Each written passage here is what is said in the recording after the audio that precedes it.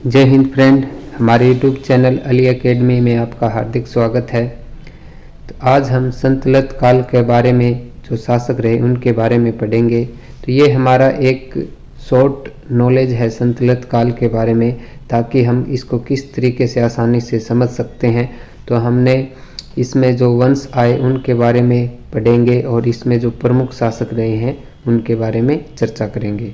तो फ्रेंड, अगर आपको जैसे मैंने बताया था कि हमें जो मध्यकालीन भारत का इतिहास है किस तरीके से पढ़ना है, तो पहले हम पढ़ेंगे कि जो हमें पता है कि जो मध्यकालीन भारत है वो जब भारत पर अरबों का आक्रमण होता है और मुगल काल तक का जो काल है उसे मध्यकालीन इतिहास कहा जाता है। तो इसमें हमने जैसे पढ़ा था कि भारत पर पहला टॉपिक पढ़ा, भारत पर अरबों का आक्रमण, मोहम्मद गजनवी, मोहम्मद गोरी के आक्रमण, फिर राजपूत काल पढ़ा। तो अब इसके बाद जो मध्यकालीन सीरीज का थर्ड टॉपिक है वो है संतलत काल। तो इसको हम एक एक करके जो है फ्रेंड समझेंगे। ये तो एक शॉर्ट नॉलेज है इसके बारे में, संतलत काल के बारे में कि इसमें कौन कौन शासक रहे, ताकि एक साथ आप एक जगह पहले शॉर्ट इसकी नॉलेज देख लेते हो तो आपको आगे पढ़ने में, इसको समझने में आसानी होगी।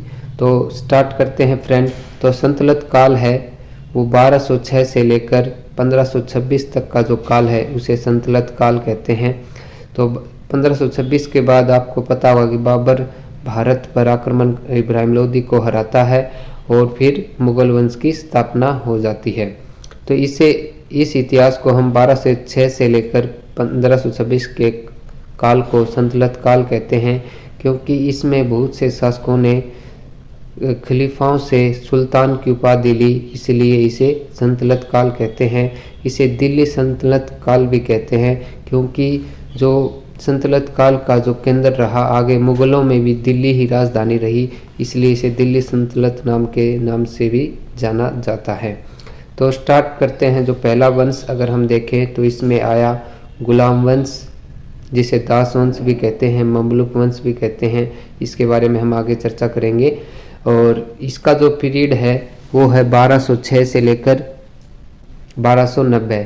और फिर है अगला नेक्स्ट वंश आता है खिलजी वंश। इसका जो टाइम पीरियड है वो है 1290 से 1320 तक का। और अगला जो वंश आता है तुगलक वंश, ये है 1320 से लेकर 1398 तक। और तुगलक वंश अगर देखें संतलत काल में सबसे जो लंबा टाइम पीरियड रहा है वो तुगलक वंश का रहा है। और यहाँ से अगर आप देखो गुलाम वंश से लेकर तुगलक वंश के जो शासक रहे हैं सभी ये तुर्क थे, तुर्किस्तान उस क्षेत्र से थे, ये तुर्की हैं। और आगे आप जो दो वंश पढ़ोगे ये है फ्रेंड अफगानी, ठीक है।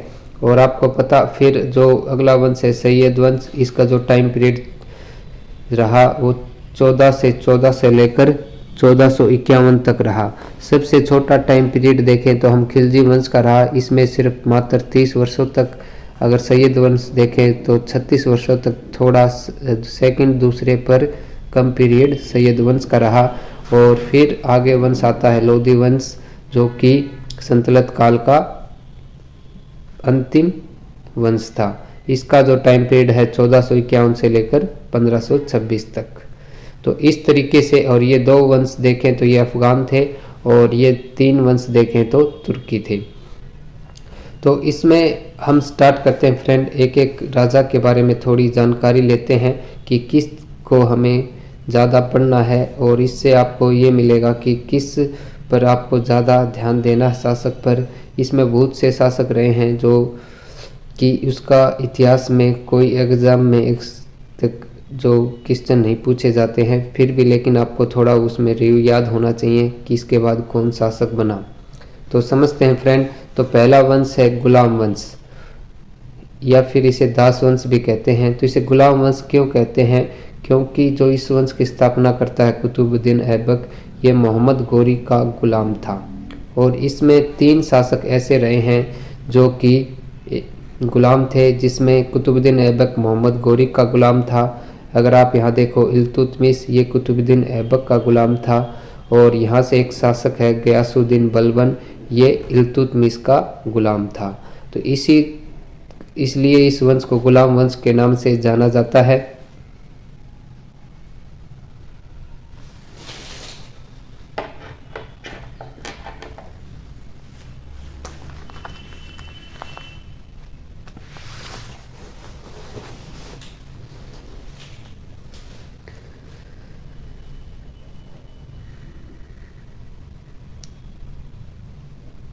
कुतुबुद्दीन ऐबक जो था ये मोहम्मद गोरी का विश्वासी दास था, तो इसलिए ये भारत के क्षेत्र को यहाँ पर शासन के तौर पर कुतुबुद्दीन ऐबक को देकर जाता है और बाद में मोहम्मद गोरी की अचानक मृत्यु के कारण यहाँ भारत में गुलाम वंश की स्थापना हो जाती है और कुतुबुद्दीन ऐबक लाहौर से ही भारत पर अपनी राजधानी बनाता है और वहीं से शासन करता है।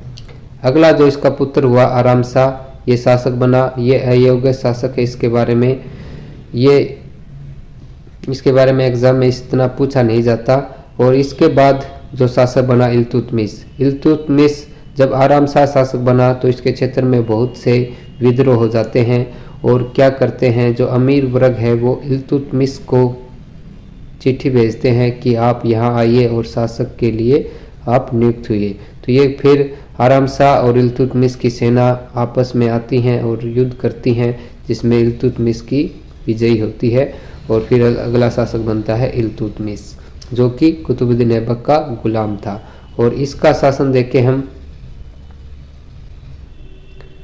तो इसका जो टाइम पीरियड है वो 1210 से लेकर 1236 तक। अगर हम देखें गुलाम वंश की स्थापना किसने की थी, तो ये कुतुबुद्दीन ऐबक ने की थी, लेकिन गुलाम वंश का वास्तविक संस्थापक किसे माना जाता है, इल्तुतमिश को, क्योंकि कुतुबुद्दीन ऐबक की 4 साल में ही मृत्यु हो जाती है। ये इतना स्थायित्व नहीं दे पाता है, लेकिन इल्तुतमिश अपने क्षेत्र को सुदृढ़ करता है और यहाँ स्थायी सत्ता स्थापित करता है। तो इसका पुत्र होते हैं रुकनुद्दीन फिरोज शाह, जो कि फिर अयोग्य शासक हैं, और इसको हटाकर फिर शासिका बनती है रजिया सुल्तान, जो कि इल्तुतमिश की ही पुत्री है। इल्तुतमिश जो रजिया सुल्तान है, इसका जो टाइम पीरियड है 1236 तक 4 साल तक का रहता है। ये भारत की पहली मुस्लिम शासिका बनने वाली महिला है, यानी भारत में सबसे पहले अगर कोई महिला शासिका बनी है तो है रजिया सुल्तान। फ्रेंड, कई किताबों में तो इतना भी आता है कि प्रथम जो महिला शासक विश्व की अगर महिला शासिका देखें तो उसका नाम रजिया सुल्तान ही आता है, जो कि इल्तुतमिश की पुत्री थी और ये एक योग्य शासिका के रूप में जानी जाती है। फिर इसके बाद जो शासक बनते हैं बहराम शाह, अलाउद्दीन मसूद, ये भी क्या है, इल्तुतमिश के ही पुत्र हैं, बहराम शाह और अलाउद्दीन मसूद, लेकिन ये दोनों अयोग्य शासक हैं। फिर है नसरुद्दीन मोहम्मद, ये थोड़े ही योग्य शासक कह सकते हैं। इसका टाइम पीरियड अगर हम देखो तीनों का तो 1240 तक 1266 तक रहता है।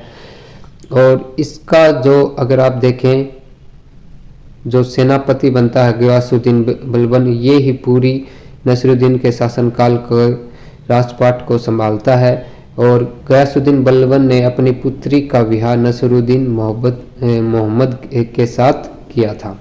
और इसमें देखें फिर अगर हम जो आप यहाँ से देखो फ्रेंड, जो अगर ये शासक तक क्या हुआ था, जो भारत में बहुत से विद्रोह हो रहे थे, इल्तुतमिश के बाद इतनी स्थायित्व तो नहीं आ रहा था। फिर गयासुद्दीन बलबन क्या करते हैं, भारत में अपने शासनकाल में रक्त और लौह की नीति अपनाते हैं। अगर राजा के खिलाफ थोड़ा भी अगर कोई ऐसा होगा तो उसके साथ उसने रक्त और लौह की नीति अपनाई थी। अगर इसमें राजा कोई भी अगर उस पर आक्रमण कर उसको मार देते थे।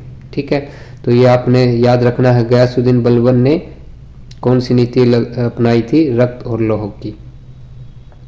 फिर अगर देखें शासक बने थे केकुबाद, जो कि अयोग्य शासक हैं गयासुद्दीन बलबन के। और फिर इसके छोटे पुत्र थे, 3 वर्ष के ही थी कैमुर्स, और फिर शासक बने थे कैमुर्स। और कैमुर्स की हत्या कर जो जलालुद्दीन फिरोज खिलजी है वो शासक बना था, वो सिर्फ 3 ही वर्ष का था कैमुर्स। ठीक है फ्रेंड, तो इस तरीके से फिर क्या आता है कि गुलाम वंश का अंत हो जाता है और फिर खिलजी वंश की स्थापना हो जाती है। अगर इसमें हम देखें शासक, तो ये फ्रेंड अगर आप इसे यहाँ से यहाँ तक बांटो, ये कुतुबी वंश के हैं, कुतुबुद्दीन ऐबक और इनके पुत्र हैं आराम शाह, तो इनका वंश है कुतुबी वंश, आप याद रखना है कुतुबु वंश। अगर फिर देखें हम ये तीन, फिर आगे शासक देखें, इल्तुतमिश, रुकनुद्दीन, फिरोज शाह, रजिया सुल्तान, बहराम शाह, अलाउद्दीन मसूद और नसरुद्दीन महमूद। इनका अगर वंश देखें हम तो इनका वंश है शमसी वंश, शमसी वंश। तो इनका हम देखें तो जो वंश है वो है शमसी वंश।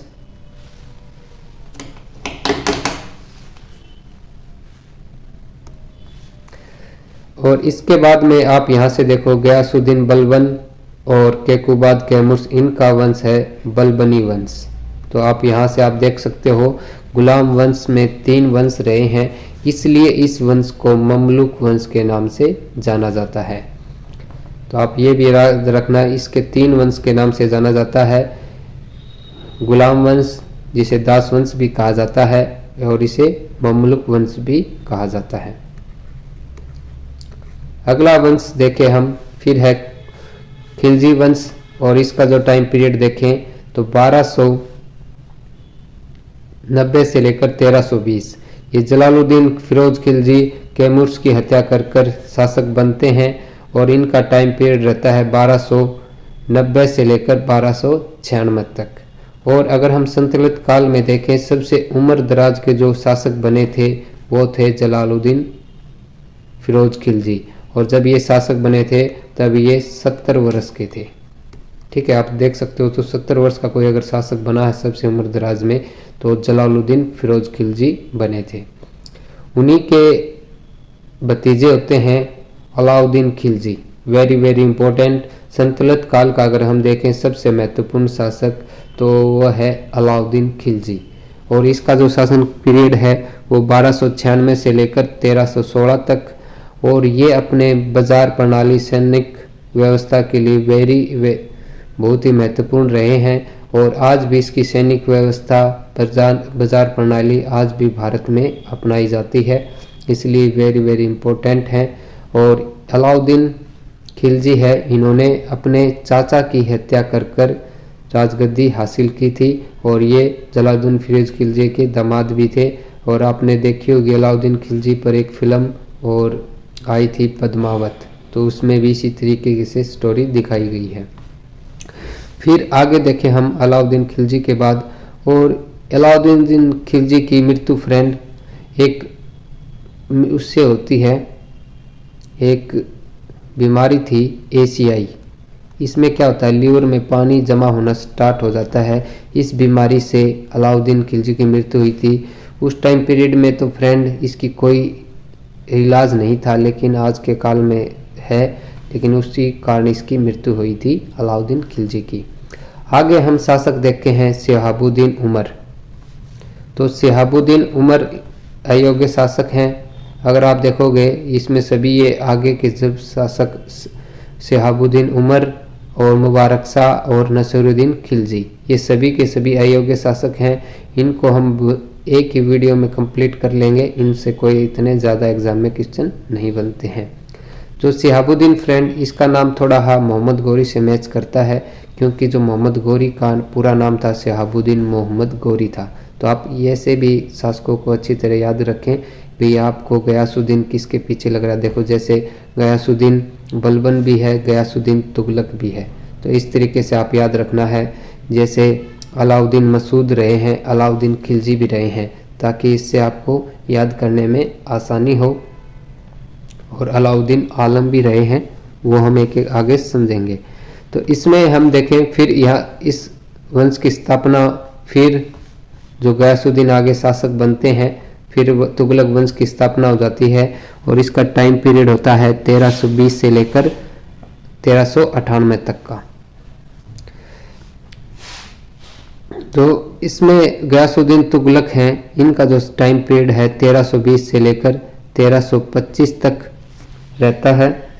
और इसमें अगर टाइम पीरियड में देखें तो इनकी जो गयासुद्दीन तुगलक की मृत्यु है अयोग्यवश हो गई थी, यानी इनकी एक लकड़ी के महल में इनको रहने के लिए आमंत्रित किया गया था। जूना खान ने, यानी मोहम्मद बिन तुगलक को पहले जूना खान नाम के नाम से जाना जाता है, इन्हीं का पुत्र है गयासुद्दीन तुगलक का।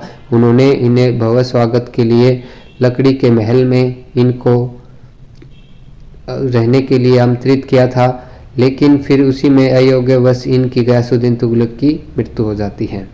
और इसी में जब ये, आप एक चीज़ और याद रखना फ्रेंड इसमें, कि जब ये इन्होंने एक जो क्या किया था, अलाउद्दीन खिलजी और ये जो शासक रहे थे शहाबुद्दीन मोहम्मद, ये जो बाद के शासक रहे थे, इसमें इन्होंने बहुत सा धन है फ्रेंड, वो जो हुआ करते थे, अगर हम काजी कहें या संत होते थे, उनको बहुत सा डिस्ट्रीब्यूट कर दिया था इन्होंने, शहाबुद्दीन, इन शासकों ने।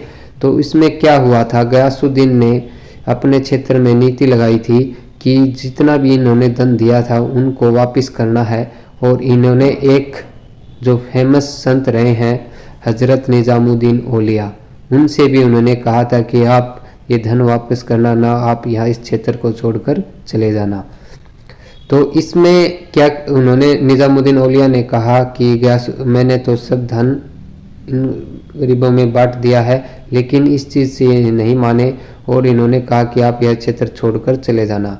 तो इस पर निजामुद्दीन औलिया ने कहा, ये एक युद्ध क्षेत्र से आ रहे थे, मैं आपको ये एक स्टोरी बता देता हूँ। एक युद्ध क्षेत्र से आ रहे थे ये और उन्होंने एक चिट्ठी भेजी थी निजामुद्दीन औलिया को। तो निजामुद्दीन औलिया ने एक वेरी फेमस चीज़ वो दिया था, इन्होंने कहा था कि दिल्ली अभी दूर है।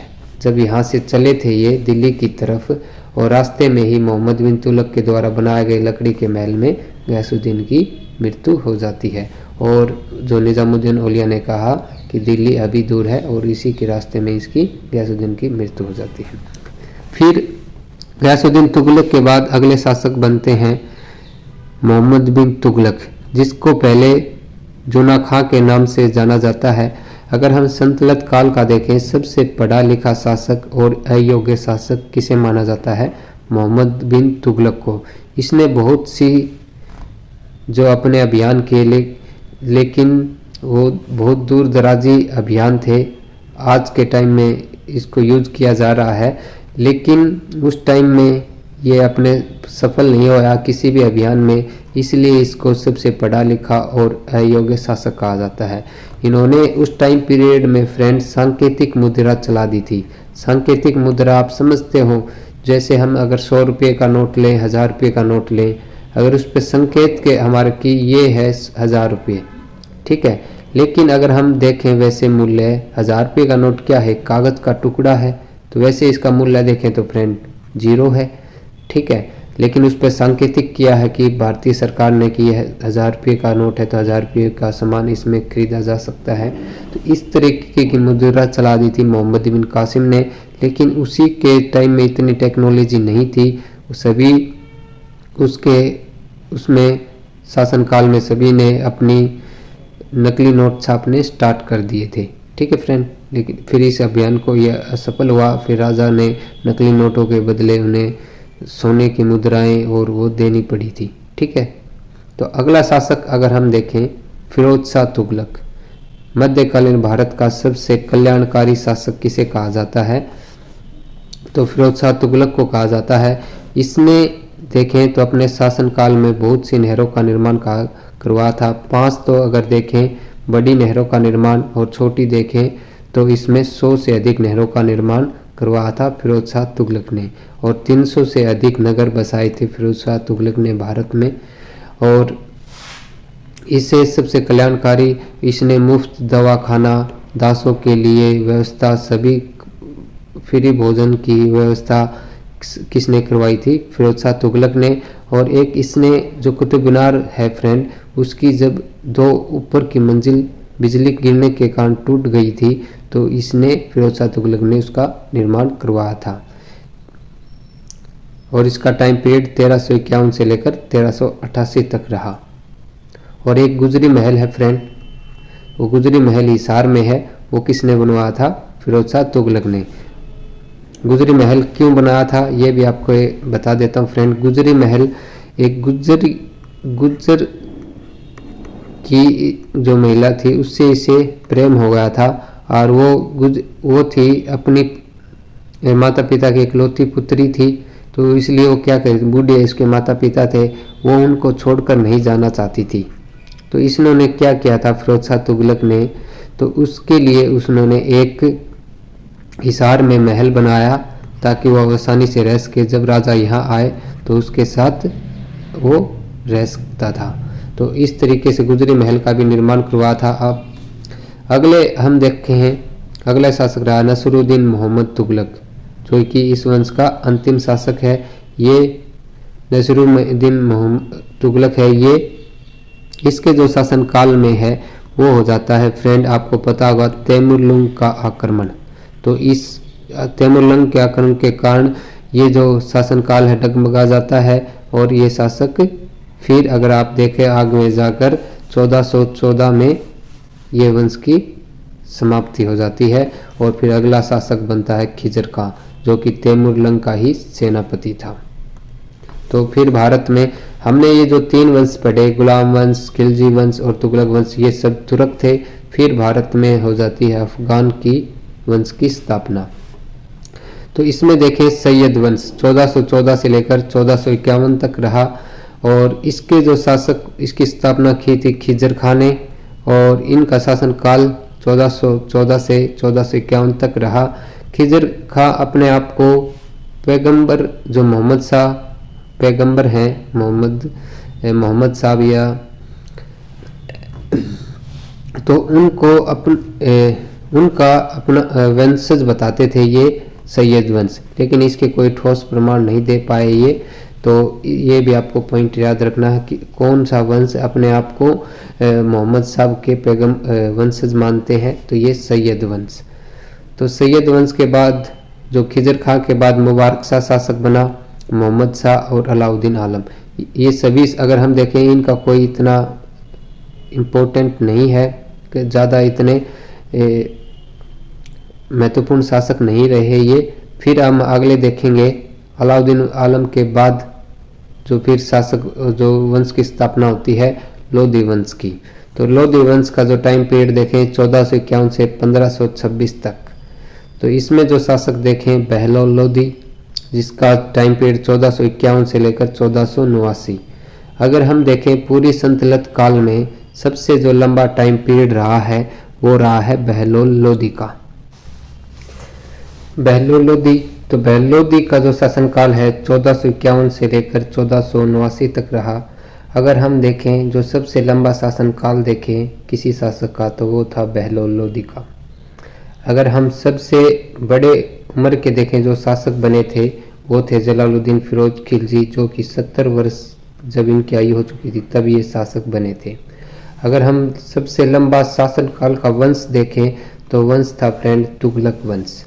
तो ये चीज़ें आपको याद रखनी है कि अगर हम सबसे किसी शासक के बारे में बात करें जिसका शासनकाल लंबा है तो वो है बहलोल लोधी। अगर वंश की बात करें तो तुगलक वंश, और जो सबसे बड़ी उम्र के थे जो शासक बने थे वो थे जलालुद्दीन फिरोज खिलजी।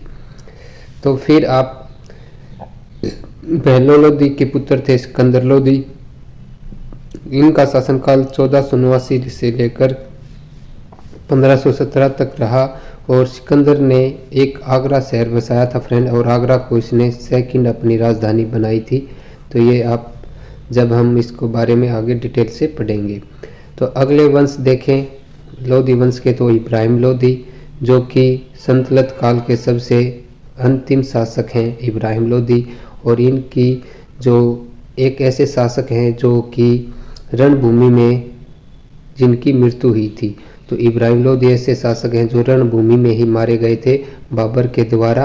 तो यहाँ पर सल्तनत काल है उसकी समाप्ति होती है, और भारत में 1526 में मुगल वंश की स्थापना होगी। और आगे हम जब ये सल्तनत काल के सभी शासकों के बारे में पढ़ लेंगे तब हम आगे मुगल वंश के बारे में पढ़ेंगे। तो ये हमने एक रिव्यू जानकारी संतुलित काल के बारे में ली ताकि इसको पढ़ना और समझना आसान हो। तो ये वीडियो आपको कैसा लगा प्लीज़ कमेंट कर ज़रूर बताएं। अगर चैनल पर नए हैं तो चैनल को सब्सक्राइब ज़रूर करें। Thanks for watching video.